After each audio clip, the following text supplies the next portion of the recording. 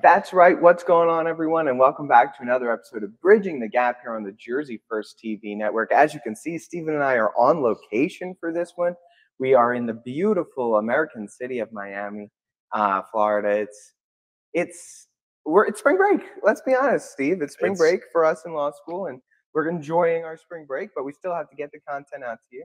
And so a big shout out to our good friend Nick. He's helping us by producing. We have to give him the quick shout out. And other than that, the State of the Union was last night. 2 nights ago when you're getting this content, but last night for us. So we're going to talk a little bit about the State of the Union today. We're going to play some clips from President Joe Biden's inaugural speech, or I guess not inaugural. What's the better word? Every year, annual speech. That's the word I was looking for. There we go. So Joe Biden's annual speech, and we'll see what our thoughts are, our opinions, our feelings, and we'll see what went on last night at the State of the Union if you didn't get to catch it. But before that, Stephen, spring break, how's it going? I mean, I've been with you the whole time. I was going to say, people. It's been going incredibly. I mean, like you said, we're in the beautiful American city of Miami. I'm with two of my truest and best friends. We've been darting around the beautiful free state of Florida. That's right. And just been soaking it in. It's great not to really, as much as I say I'm not thinking about law school, in the back of my head, I'm like, oh, on Monday, I have to have, X amount of pages read. I got to get working on, the final projects and preparing for finals. Like, it's all going to hit really quickly once we wrap up here. But that's for future Stephen to deal with. That's exactly it. That's the mantra of spring break. It's for future Stephen, future AJ to deal with those problems. And for now, we just have a little bit of fun. And, you always keep the brain moving. We always got conversations going about what's going on in the world and what's fun legal hypotheticals that you spend hours talking about. But look, Steve, we are on vacation, so this is going to be a bit of a shorter episode, as I'm sure the listeners can appreciate and understand. So let's get into it. Let's start talking a little bit about the State of the Union. First of all, the State of the Union address, they have to do it every year. It's annual. But back in the day, it used to just be like a note that they sent. Like they wrote a letter to Congress and they're like, yeah, things are good. Like you don't have anything to worry about. But now they give this like big speech and there's pomp and circumstance and so on. And they're never going to say the State of the Union is bad, even though we all know quite well that like it's not great. Not the best. But it's always going to be strong. State of the Union is strong. That's always the message. But there's a lot of fireworks at this State of the Union. There's been, I think, a lot of pushback to the Biden speech, and I think that there's a lot of questions that were answered in ways that maybe the Biden administration didn't want them to. Yes. Because to me, just like off the rip, it seemed like Joe Biden was angry. He was vengeful, and he still looked lost on stage.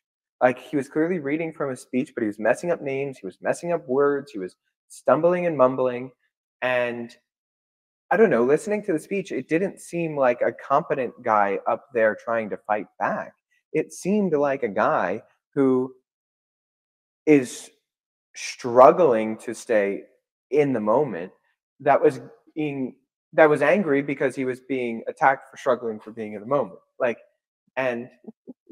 That's just my overall look at it. I don't take much weight from like any sort of policy or actual stance within the State of the Union. It is what it is. They're going to say what they're going to say. But just looking at it and sort of the image of the president, I think takes a hit with something like this. It's a long speech. There's a lot of talking. And I just don't think that it came off as like a strong leader. It came off as like a bitter old man. Yeah, I think that's exactly right. And at least for me, when I look at the State of the Union and what it means, I agree with you. I think that we would probably, as a general public, be better off if the president wrote a little letter, 2 to 3 pages. Every American that wants to read it can read it. If not, you get the, SparkNotes version from whomever your, poison of choice is.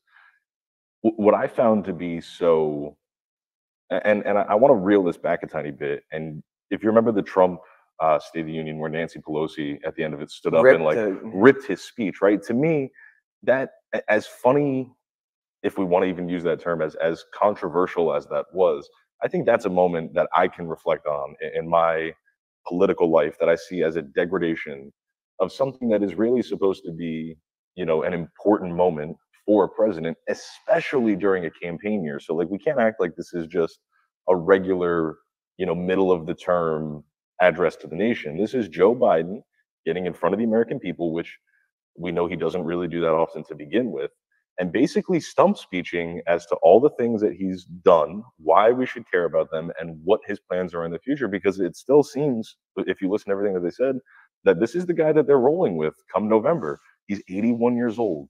That's really scary. And I don't think he did a great job, to your point, at dispelling the criticisms about his age, his inability to be a really concise and powerful and sort of like evoking passion out of a voting populace. I don't think that came across clearly at all. And I want to say maybe, and it was funny, I've seen this getting a lot of clicks on social media. If you didn't see what Marjorie Taylor Greene wore, yeah, it was all like MAGA out, MAGA hat. She had this, big MAGA hat, a bright red like MAGA suit, and when Joe Biden's making his little walk into the aisle, he sees her, and it literally looks like you watch consciousness blow from his eyes, and he's like, just kind of like shocked at like, what am I looking at? Like, what is this?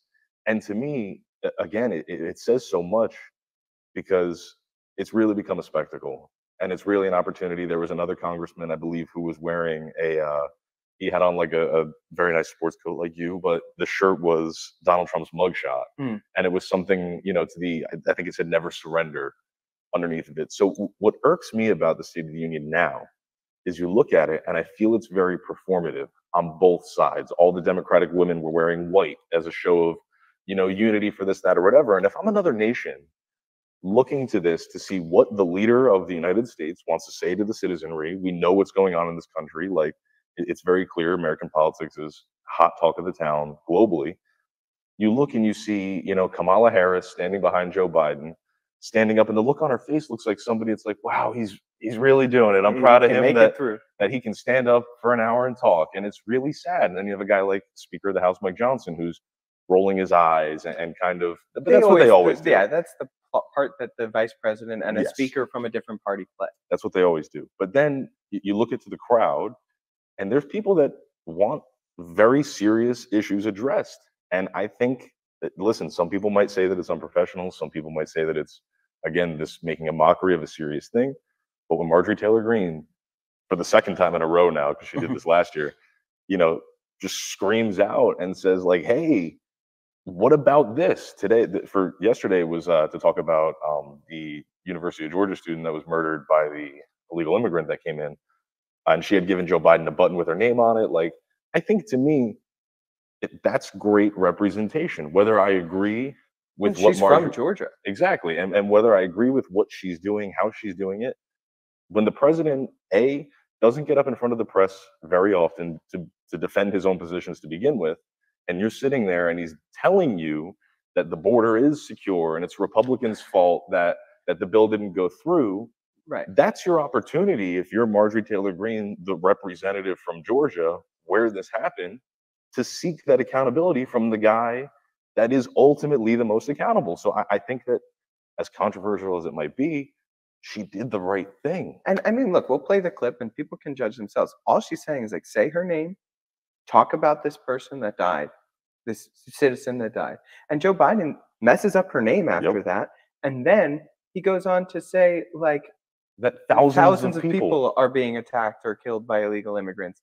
And then and we'll talk about this in a little bit. Then the response from the Democrats isn't like yeah, he's right, we got to have stronger borders. It's, he should have called them undocumented. Yes. Like, okay, please, like, people, a young woman actually was murdered by one of these people. Okay.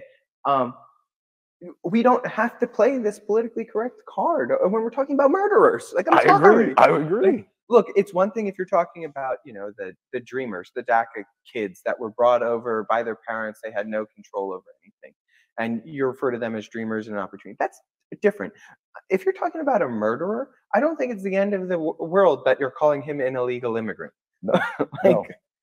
Let's be honest for a second. And the other interesting thing too is we had another. I'm blinking on the term. What's like a heckler? Another heckler in the audience for this, and it was a Gold Star parent. It was a father who had his son was killed in combat during Joe Biden's pull out of Afghanistan. Atrocious pullout of Afghanistan.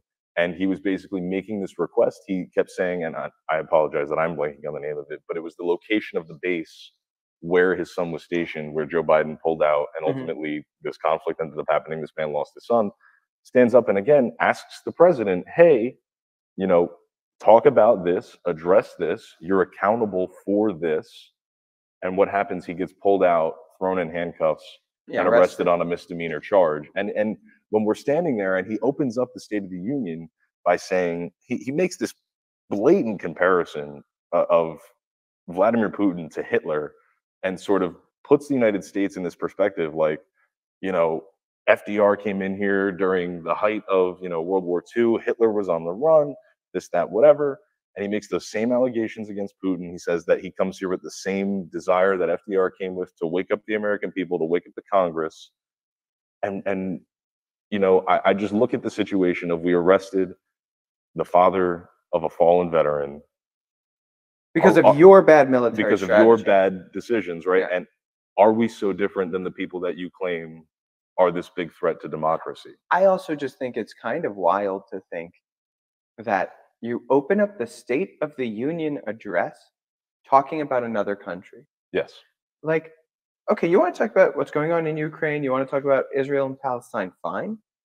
The biggest problem in the United States is not Ukraine, it's not Israel and Palestine. We have much bigger fish to fry, right? Like, for our own individual state of our own individual Correct. union.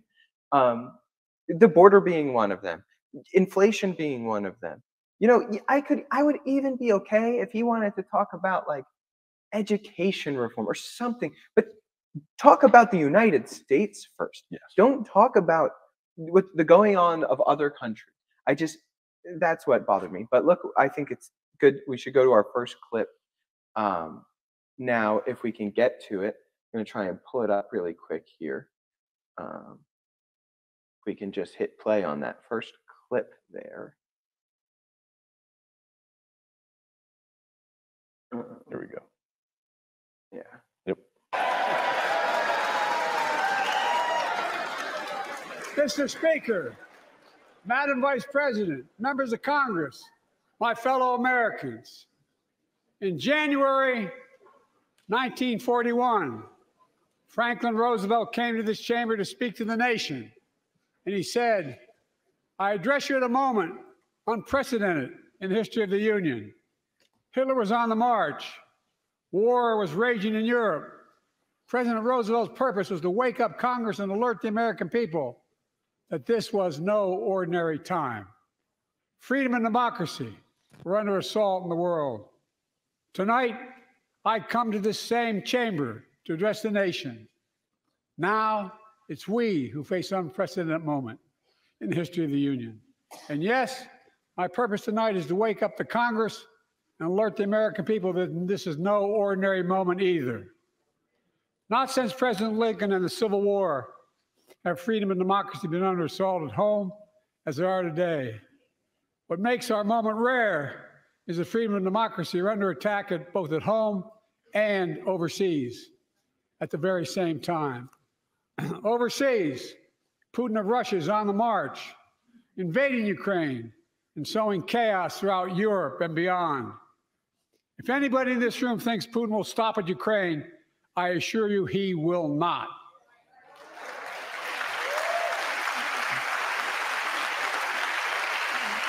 But Ukraine can stop Putin. Ukraine can stop Putin if we stand with Ukraine and provide the weapons. So that's, Biden talking obviously like you had mentioned a little bit about Ukraine and everything, and then making these comparisons. To me, you're saying that like obviously he makes the clear comparison to Hitler and Putin and that issue, and like whatever, it is what it is. But to me, it sounds like he's trying to make a blatant comparison to Donald Trump, his movement, with Putin.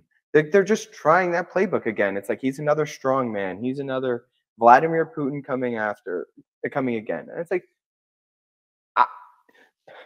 it's hard for me to round this idea of we're fighting for democracy. We're the party. Joe Biden's party, the Democrats, are fighting for democracy when they're the party that's actively trying to get the head candidate of the opposing party off of the presidential ballots. They're the party that actively DAs that ran under their agenda are directly targeting Donald Trump purely because of his political aspirations and ideas and not because of anything else, whether that's Fani Willis in Georgia or Alvin Bragg in New York City, who ran on the campaign that said, like, we are going to lock Donald Trump up, right? You're finding a criminal and then you're going to find a crime, is basically what they're doing. And it's throughout it's the Democratic Party agenda. And now you're trying to sow this idea that the other side is the attack on democracy. And I just think it falls flat. It doesn't make any sense if you actually start thinking about who's doing what. One side is pushing for having more people on the ballots, an actual concrete primary that the Democratic Party completely threw out. These endless calls of our democracy is in peril, like, is ridiculous, and it has lost touch, I think. 100%, and I think you see more proof of that by the way, and throughout the State of the Union, which I thought was interesting, he never refers to Donald Trump by name.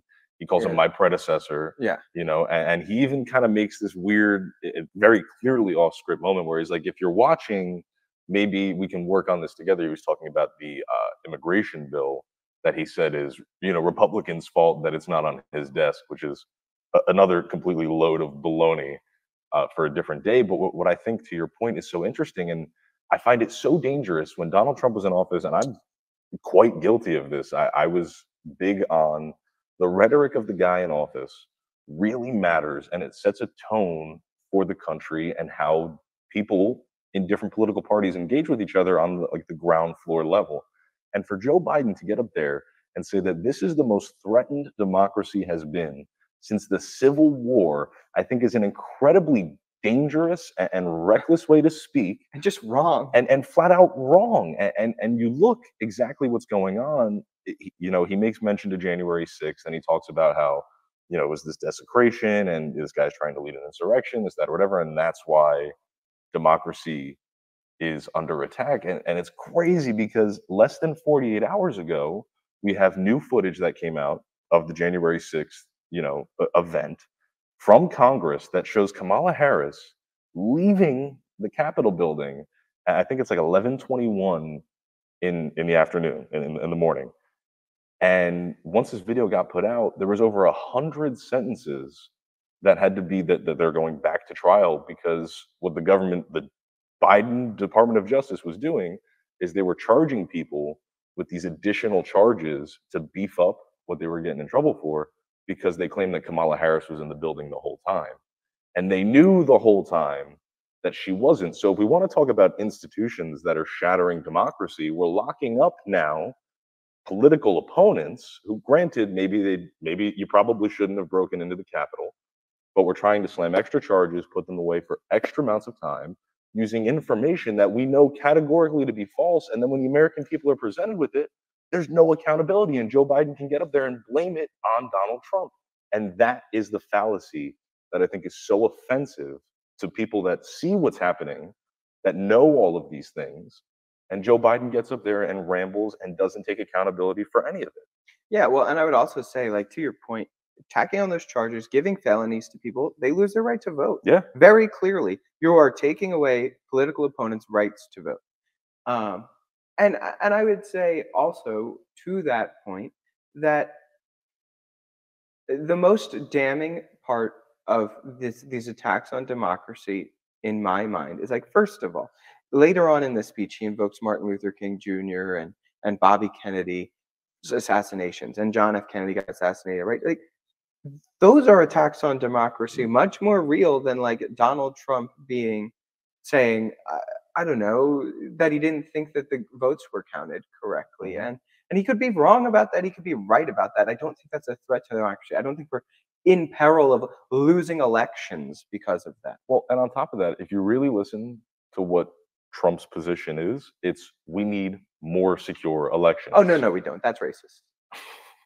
But again, we're vilifying the guy that's saying, hey, there's a lot of illegal immigrants in this country, and maybe we should have to show somebody an ID, before we go ahead and vote. And that's, again, like you just said, a racist, anti-democratic, this, that, whatever. It's very plain. It's very apparent that Joe Biden and this administration are very clearly trying to suppress a movement that is much larger now than when it began in 2015 And I when think Donald Trump.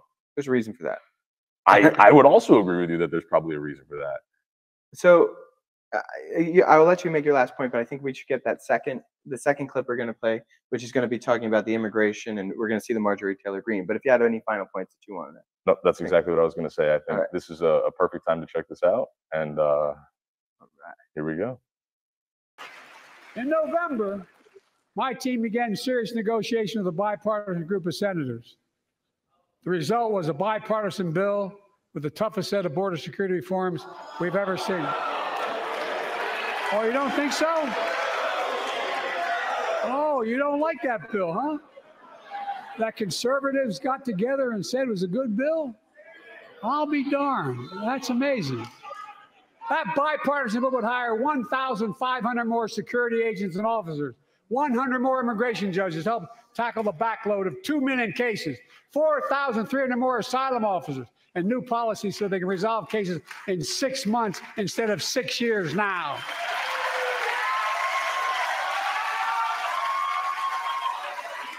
What are you against?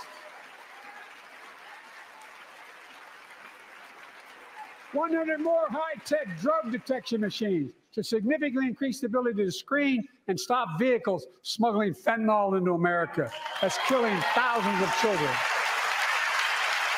This bill would save lives and bring order to the border.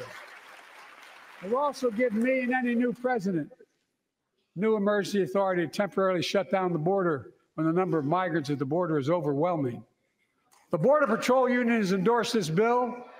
The Federal Chamber of Commerce is, yeah. You're saying low. Look at the facts. I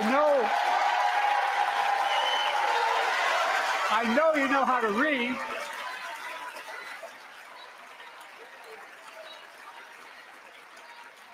I believe that given the opportunity for a majority in the House and Senate would endorse the bill as well, a majority right now. But unfortunately, politics has derailed this bill so far. I'm told my predecessor called members of Congress in the Senate to demand they block the bill.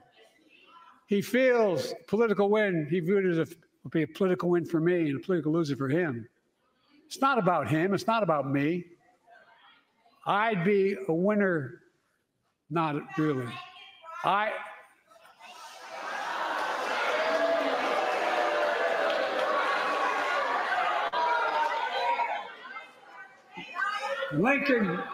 Lincoln Riley, an innocent young woman who was killed by an illegal. That's right. But how many of thousands of people being killed by illegals? To her parents, I say, my heart goes out to you, having lost children myself. So then so that's the clip talking a little bit about immigration. And of course, Joe Biden invokes the tragedy of his own family, because that's what he does whenever he gets put into an awkward situation. He reminds you of the tragedy in his family. And yeah, you feel bad for him, but after the 800th time that he just tries to get out of a sticky situation by invoking the death of his son, it gets kind of performative. And then he messing up Lincoln Riley's name, calling her Lincoln Riley, and then also admitting that she got killed by an illegal immigrant. He's like, what about the thousands of people that get killed by legal people? What? What even kind of argument is that? Yes, thousands of people every year get killed by, every year get killed by people in the country legally. Yeah, but you know what we do with them? We put them in prison. You know what we could prevent? Somebody being killed by someone who's not here legally. We could prevent that by not letting them in. And then also, to that point, he talks about how I'll be a winner, but not really. But that's true. Not really. He won't be a winner. Because here's my problem with the new bill. And it's he says all these things that he'll do. And that's all well and good. You're not following the laws on the books right now. Right now, the president has the authority and power to say, hold on, We're not letting anybody come in across the border illegally because it's against our laws. They have that power already, and Joe Biden's pretending like he doesn't have it. It's like you are the enforcement branch of the United States government. You can enforce our laws. You're admitting that they're illegal immigrants, so you're admitting that they're breaking the law. So you're admitting that you're not properly enforcing the law that we already have. So why are we going to give you more power and more law to work with if you're not even using what you have and in your arsenal? It's completely true. I think that clip was perfect because it was exactly a microcosm of everything that we had talked about. It was the way that he invokes the mention of Donald Trump, my predecessor this, my predecessor that, the bickering with the Republicans. As an American, how am I supposed to have confidence in my president that he's willing to reach across the aisle and have cordial conversations and have tough conversations and reach compromises when he says something like that you just said is categorically false? He has this power. The power exists. The laws are on the books, and he's choosing not to follow them. And when he claims that he is, and it's the Republicans' fault, and they get fired up about it, he can just stand there and go, "What? You guys don't like that one?" And make a mockery of something that is quite literally very serious. The rise of violent crime perpetrated by illegals in this country is skyrocketing. It has been skyrocketing. He held that button up for a reason. People lose their lives. This is a serious matter. And for him to just turn and treat it like a joke, treat it like, oh, well, blame the Republicans, blame Donald Trump for calling these people and telling them not to work for me, is again my problem with the Joe Biden administration, unable to take accountability for his own failures. And he stands up there and he is a babbling idiot. He makes this, what? Well, it's not a win for me or win for him, and I'd be a winner, but not really. And then he fumbles and mispronounces the girl's name, and it's really sad. And I don't think that there's any American, at least in my opinion, a sensible American, that could watch that clip, see that, and have faith that this government is going to get anything done for anybody, because it seems like they just want to bicker and fight.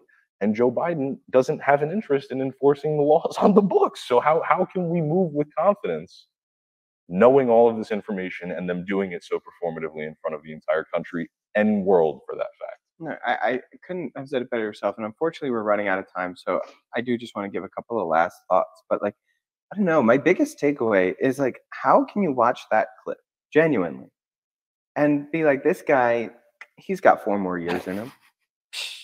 He can do this for another 4 years, no problem at all. I don't know how you can watch that man give a speech like that and comfortably say, yeah, he's got another 4 of the most stressful years that you can put on a human in him. Mm-hmm. It pains me to watch. And even from outside of a political standpoint, and like the feeling that he's causing a lot of issues within our country and abroad, but just purely from a health standpoint, like it's painful to watch this man who's clearly pumped up on something that day to give him a little bit, whether it's caffeine or something else, like give him a little bit of an energy boost, and he still is like struggling through it in a speech where the point is to invoke the strength of your country. That doesn't feel strong. Say what you want about Donald Trump and his States of the Union, which were always way too long. I'll say I don't know if you can walk away where you think this guy like isn't at least portraying something assembling of like alive. Like Joe Biden just portrayed angry and half dead. Yeah. So that was the biggest thing. Is what I saw was a really old man in a room full of, some people who really like him, some people who really don't. And I feel like he didn't know how to square that issue. So what he decided to do was raise his voice, pound his fist. And when he gets lost, default to what Chris Christie would call, the Washington drive-by, whatever his pre-planned script is, whether it's invoking, the tragedy of his family or blaming the former president. That's all that we got. I don't think anybody can walk away with confidence in this man's ability to lead for another 4 years. I think that, and I don't say that like happily. Like, I think maybe that's the biggest threat to democracy, is that there is a serious candidate who at the end of his second term would be what, 87 or 88? Old. That's crazy. He's already above the life expectancy of an average American male. So like his facilities and all those things, I think rightfully so, should be called into question. And then just to contextualize all of this with some news, obviously we covered the State of the Union, but the past week, we didn't cover this. Joe Biden didn't take a cognitive test during his yearly physical at Walter Reed. Again, when the biggest question is, can this guy properly do this job? The first president in modern history to not go and take the cognitive test. That's telling for me. And then you get up there, you watch him kind of have these word vomit moments where he blanks out and he's, trying to piece it all together. So there's so many things that led up to the State of the Union that I think are worth looking at and paying attention to. The reports about flying immigrants, from other countries to avoid the problems of the surge of the border. So we're just going to circumvent the border and fly them right in. No mention of those things, right? Or the fact that Donald Trump was, by the Supreme Court, told that what they were trying to do to take him off the ballots was completely illegal and unconstitutional. So this pretext that Joe Biden's painting ignores all of the real truths that have been put out by the actual institutions that I believe are solid and have the democratic interests in mind. So to me, this was nothing but performative politics and an attempt by the Democrats to show that this old guy can maybe do this again. And I don't think anybody in their right mind would see that and come to that conclusion. I think it was probably a failure of a speech, and this nation really needs to have some hard conversations in the following months, because November is going to be a big deal. And we need to pay attention to these things and what they show us and what they tell us about who's trying to earn our votes in November. Let's see if I couldn't have said it better myself, but we're going to have to wrap up here. So that has been another episode of Bridging the Gap here on the Jersey First TV network. Hope everybody had a wonderful week, and we'll be back in our rightful places come next week. Yes. But hope everyone is enjoying themselves, and the weather's starting to shift. So we'll talk to you guys next week. Have a good week, everybody.